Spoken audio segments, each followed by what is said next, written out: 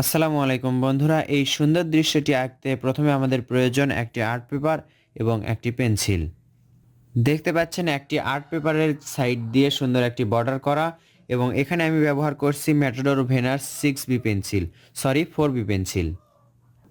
দেখুন এখানে আমরা একটি গ্রামের দৃশ্য আঁকবো। এখান থেকে এভাবে একটি দাগ আঁকবো এবং সোজা করে এটার সাথে একই রকম করে আরেকটি দাগ এটার সাথে মেলাই দিলাম। তাহলে এখানে আমরা একটি ঘরের চালা আঁকছি, সুন্দর করে ঘরের চালা আঁকলাম। নিচের দিকে সোজা একটা দাগ, এখান থেকে একটা দাগ, এখান থেকে একটা দাগ এবং 3 দাগ একসাথে মিলে দিলেই সুন্দর একটি ঘরের শেপ হয়। এরপর আমরা কি করব, এখানে একটি দরজা আঁকবো। দরজা আঁকার পর এই পাশে একটি জানালা আঁকবো, এর মাঝে একটি দাগ, এর মাঝে একটি দাগ। দেখুন সুন্দর একটা ঘর হলো। এখন আমরা এই পাশে দেখুন সুন্দর করে ঘরের পিরালি আঁকলাম। এখন আমরা আঁকবো এই পাশে আরেকটি ঘর। দেখুন একই রকম করে আমরা সুন্দর একটি ঘর আঁকবো, আরেকটা ঘর আঁকবো। একটি সহজে একটি চালা আঁকলাম। এ পাশে যেরকম এ পাশে করেছিলাম ঠিক সেরকমই 3টা দাগ দিব আমরা, একটা, 2টা, 3টা দাগের মাধ্যমে সুন্দর একটি ঘর হয়।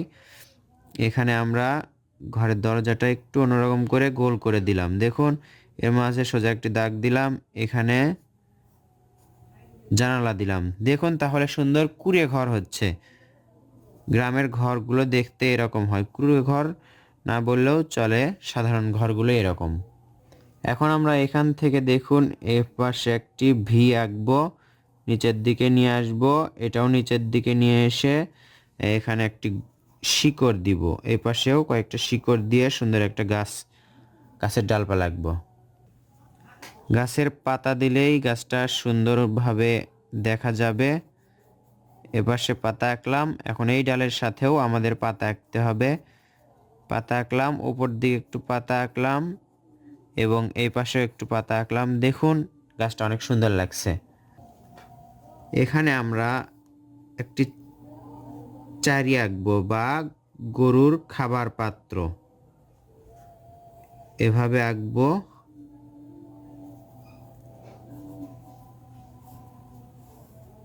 সহজে আঁকবো।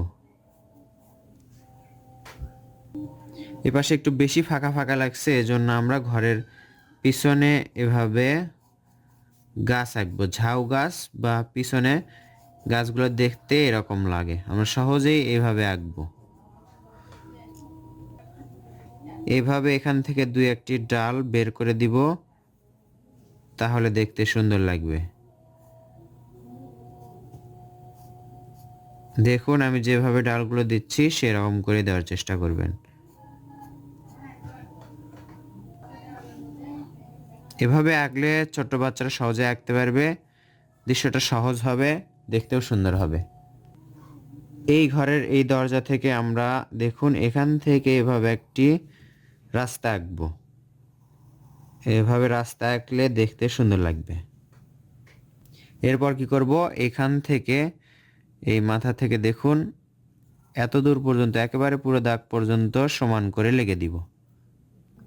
লেগে দেওয়ার পর আমরা এখান থেকে দেখুন একটি দাগ টানলাম, এখান থেকে একটি দাগ টানলাম এবং এখান থেকে একটি দাগ টেনে নিচের দিকে নিয়ে আসলাম। এটা একটু উঁচু করে দিলাম, এটা হবে নদীর পার। তাহলে বুঝতেই পাচ্ছেন এটা পারে ঘরবাড়ি এবং এই পাশে নদী। দূরে আমরা দূরের পারে কি আঁকবো, এইভাবে গাছগাছালি দিব।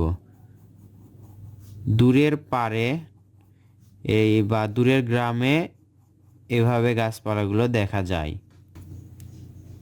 2-1টি তাল গাছ, দূরের তাল গাছ কিন্তু এভাবে দেখা যায়। দেখুন অল্প সময়ে সুন্দর একটি দৃশ্য আঁকা হলো। বন্ধুরা দৃশ্যটি আপনাদের কেমন লাগলো কমেন্টে জানাবেন এবং নতুন নতুন সব ড্রয়িংয়ের ভিডিও পেতে রংধনু ড্রয়িং চ্যানেলটি সাবস্ক্রাইব করে রাখবেন। ধন্যবাদ সবাইকে ভিডিওটি দেখার জন্য। আসসালামু আলাইকুম।